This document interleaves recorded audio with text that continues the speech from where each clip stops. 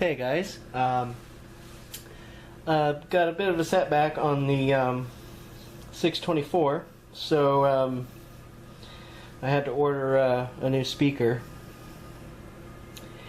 When I went, I thought I had tested the speaker, and I guess all I'd done was check the ohms on it. The cone did seem to move, but when I went to go test it, it was really scratchy and rattly, so as it turns out, I had to remove the cone and the voice coil, and inside it's all rusty, and the rust is all over the voice coil, and I'm not really sure how to clean that off, and in the process I knocked a bunch of the rust off, and now it's scraping. So again, I don't know how to fix that. So I went ahead and ordered a speaker, and since the speaker I ordered is 8 ohms, I could have gotten a 4 ohm speaker, but they were pretty pricey, so I just got a pretty generic 8-inch speaker that should fit.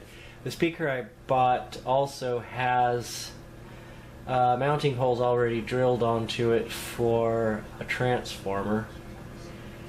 And since it was an 8 ohm, I looked at the chart on the universal I have, and with an 8 ohm speaker I can't really get that close to the impedance to match the tube. So I went ahead and ordered a Hammond 125H, which it's a little overkill. It's 8 watts, but it does 10,000 on the tubes on the primary, and it does 2, 4, or 8 ohms on the secondary for the speaker, and 10,000 ohms is matches the 19 tube. So. And it's push-pull, so we'll see. Anyway, so this is my Emerson DA287. It's got a couple of problems. About a month or two ago, the bulb for the broadcast band indicator burned out, which is really not a big deal. But then last week, at some point, the dial lamp burned out. And well, consequently I left it on a couple of times, and I didn't notice that I'd left it on until the next day. I had turned off my broadcaster, so it didn't make any noise, and I didn't actually notice until the next morning when I was sitting having my coffee, and the air conditioner kicked on, and I heard a pop come out of the speaker. So well, actually, since I was half asleep, I'll tell you, I thought, oh my god, this thing is energized all the time, blah, blah, blah. But anyway, as it turned out, I left it on and the bulb was burned out. So I thought I would take the opportunity to take a look at it. And one of the other issues that it has is, I'll go ahead and show you, it's the volume was all the way down, and the volume, when it comes up, will be too loud. I mean, well, not too loud, but of course this is a rather quiet song. Anyway, I get quite a bit of volume on this thing when it's just turned on. So I figured this would be a good opportunity to the chassis has to come out to replace the bulb, the broadcast bulbs, because they're resting right up against, or the band indicator bulbs. Plus, I haven't had this out in 2 years, and it's dusty and dirty, and as I mentioned, the volume issue has been getting progressively worse.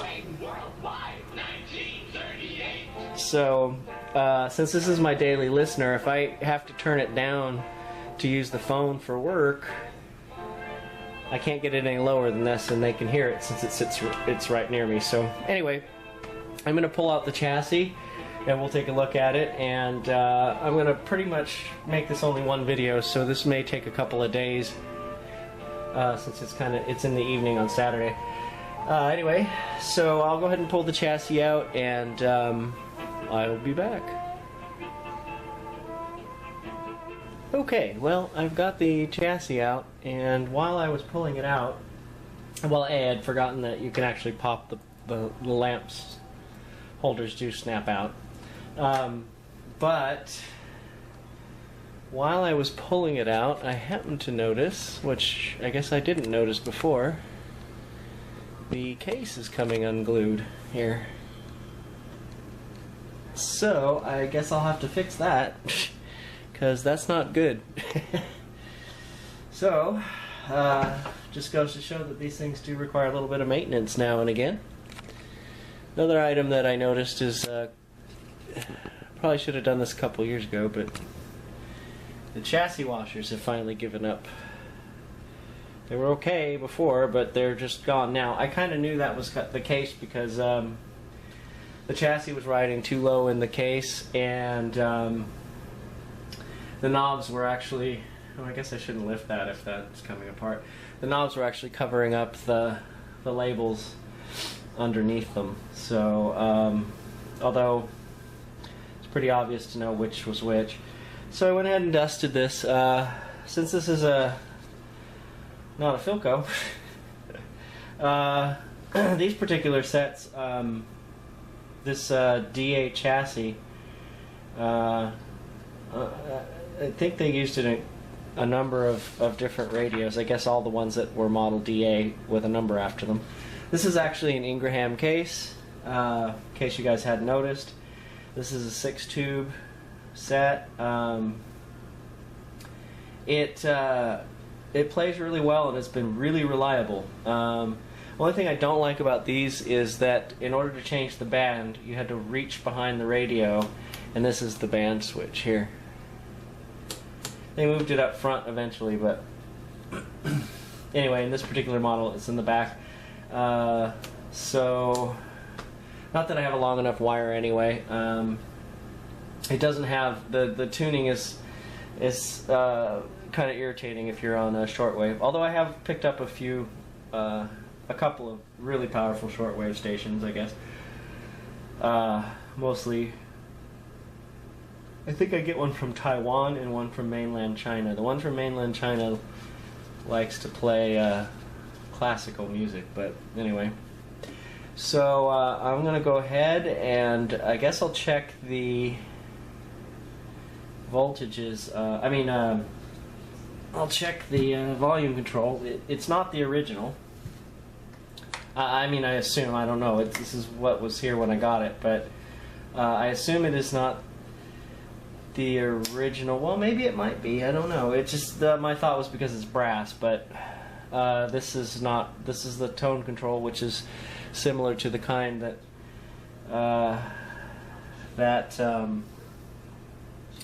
Philco uses. Sorry, I'm just checking out the making sure that the washers for the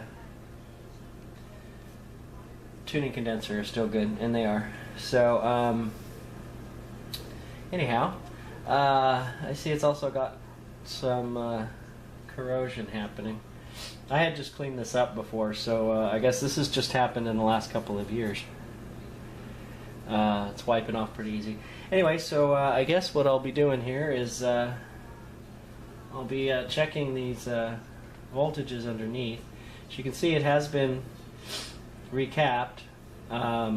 Interesting that they I don't know if this was the original one or not.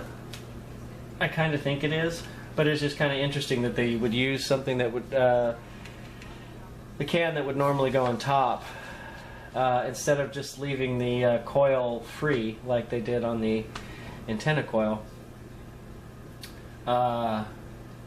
It's actually still in its little cage. So anyhow, the schematic is here. It's pretty simple radio. It's not super sophisticated, I guess, like the Philcos tend to be.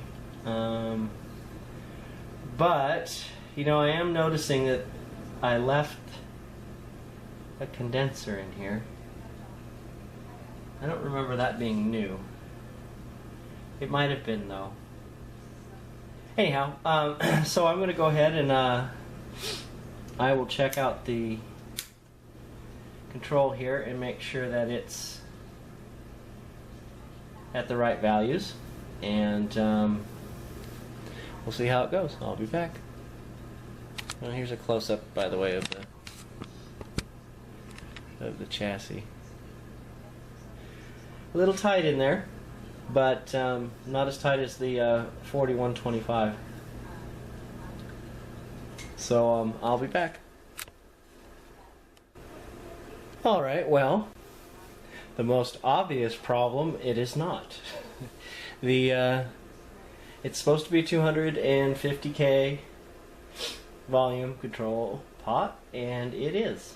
And it's actually, well, it's been smooth the whole time I've had it, so that was why if it was bad I was going to be really sad about that, but it's working just fine.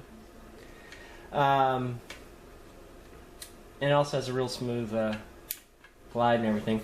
I am assuming it's the original one because there was some glue. I don't know if the glue that they use, it was the same, almost the same sort of glue they used on the type of glue they used on the Philco speaker. It's almost like mucilage or something. But anyhow, so the investigation will continue. I'm going to start checking. I'm going through the schematic. Well, apparently I only have two little green splotches on there, but I'm just following the circuit diagrams, and I'm going to check the resistors, see how they're going. I see that I left a couple of the original caps in here in the tone control.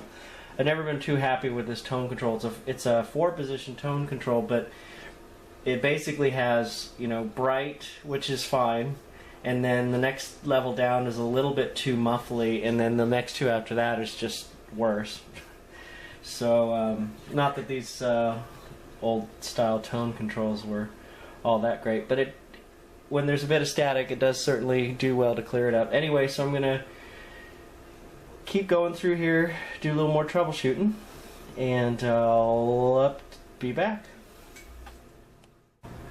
Alright, I've done some testing, and I discovered that the resistor R3, which is a 40K resistor, it goes from the suppressor grid of the 6K8 and the screen of the 6K7 to ground is open.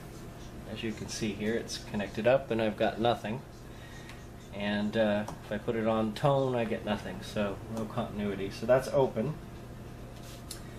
The that's R3, and there's a 500K R8, which goes from the plate of the 6SQ7 and the grid of the 6P5, which is the audio amplifier, is at 1.5 megs. So, well, actually it was 1.6, but it was kind of bouncing around between the two. So I'm going to replace those two, and I happen to actually have the exact ones on hand. They're a little 1 watt. That's a little overkill, but you know, better safe than sorry. I thought I'd take the opportunity to replace the 0.15 and the 0.03 in the tone control with 0.01 and 0.15 and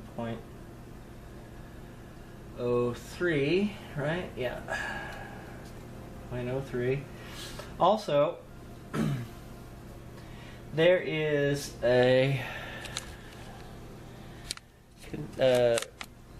cap here that I probably mistook for a mica cap, and it's not. Even if you look at the schematic, it even says 0.01 microfarad 400 volt molded condenser, and it's huge, as you can see. Plus, so I've got a .01 safety cap here I'm going to put in there. It is an X2Y2, I believe. I hope so.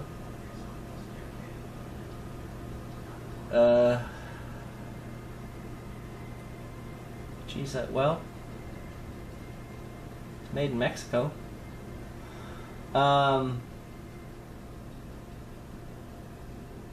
Huh. Well, it should be. That's what I'd ordered. Anyway, so I'm going to go ahead and put that in there because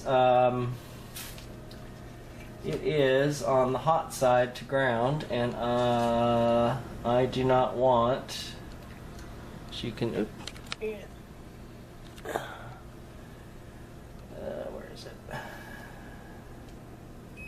It's connected to the hot, so if it shorts, I don't want it. It's going to go right to the chassis because it just goes to ground. So anyway, so I'm going to replace those three components. Five. I can count. Everything else checked out. I was happy. Happy to report that this is supposed to be 16K, and it is right on the money, I think. Well, let's double check while I'm here. So,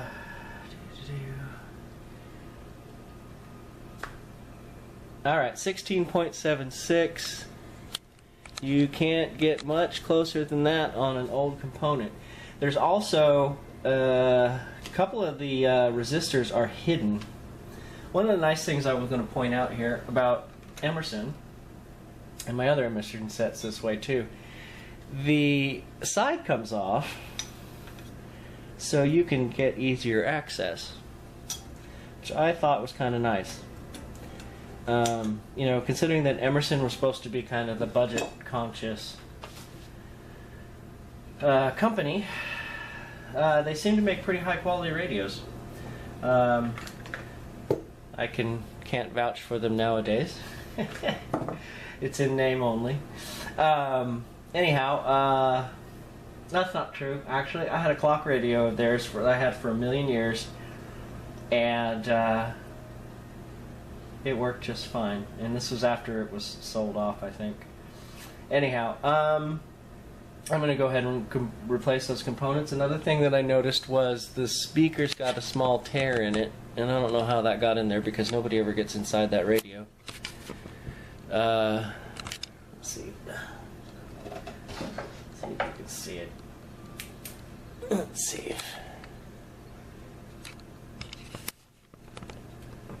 One of these days, I would love to get me one of them handheld cameras if anybody made one that was worth a darn anymore.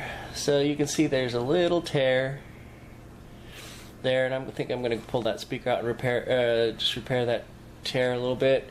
The other thing is, since it's got the Ingraham case in the front, it doesn't have. It's got the little wooden louvers. It doesn't have a grill cloth, so the speaker cone gets pretty full of dust bunnies. So now I might as well, since I've got it apart, and I got to pull it out of there anyway since I got to glue it, so I'll go ahead and do that. So I'm going to go ahead and replace those parts, and we'll see if I can blow up a radio. Be right back. Alright, well, I replaced the components. Sure enough, this capacitor was definitely bad. So I went ahead and replaced it with the .01 safety cap. I'm sure you guys can see this. My screen's so small. Interestingly, the schematic does call for a .15 and a .03, but what I took out of here was a .015, and I think, as far as I can tell, I think this is original. I'm not sure though, because well, maybe, because this was a solar, this was a solar, and this is a mica mold, and actually the printing is so close. I think I know who made the Philco capacitors. Anyway, These were way off. This one reads, geez, I think it reads .07, but I think it's leaky because it skips around. Oops. It skips around all over the place. So this was reading like .07, and this was reading somewhere between .02 and .1. Right? Yeah. Anyhow, so it's going to be very interesting to see what this thing sounds like. I hope I don't end up going off on some quest for the ultimate tone. So hopefully I won't have to keep diving into this thing, but we'll see what it sounds like. So I think what I'm going to do is, I think before I fire it up, I'm going to end this video and end up making this to be 2. I don't know if any of you with your sharp eyes caught this the last segment, but this was actually wired wrong. The hot was going to the to the transformer, and the neutral was actually the one that was connected to the switch. So I reversed them. I have checked my house wiring, so it is correct. But anyway, so it was reversed. So somebody had wired the large prong, which should be neutral, to the switch, and the hot was going directly to the transformer. So I have fixed that. Now probably would have been a really good time to put a fuse in here, but I don't have one. I don't have a spare holder. So I guess not. Anyhow, oh, what else? Oh, I already showed you that. Okay, so anyway, I also took the opportunity to clean the tone switch, which you can't see yet. It was a little bit dirty. And also, if any of you don't have or aren't familiar with these, this is a burnishing tool for relays. I bought this actually to clean the contacts on the vibrator. So this is a GC 9337. They're about $3. I get them at Fry's Electronics here. Anyway, so good tool to have. Good to get into places and clean between the switch and whatnot here. So anyhow, I gave it a little shot of deoxit, cleaned it up. I first started cleaning up with alcohol, but the deoxit helped. I'm contemplating doing the band switch. I did clean it before, but since I've got this out, I don't know yet. The band switch is pretty well sandwiched in there. It's kind of a pain in the butt. Although the side panel comes out, it's still, I mean, look at that thing. It's, there you go. It's pretty close quarters in there. Maybe you can see that, and maybe not. Anyhow, so I'm going to go ahead and wrap this up. I'm sure it's pretty long. I don't know. I've done a bunch of segments. So, and then, of course, during the course of this, I have to remind myself the whole point of doing this was to replace the lamps, and I haven't done that yet. So anyway, so I'll just wait for part 2. And I'll end up uploading them about the same time anyway, so you won't have to wait too long. But anyway, thanks for watching.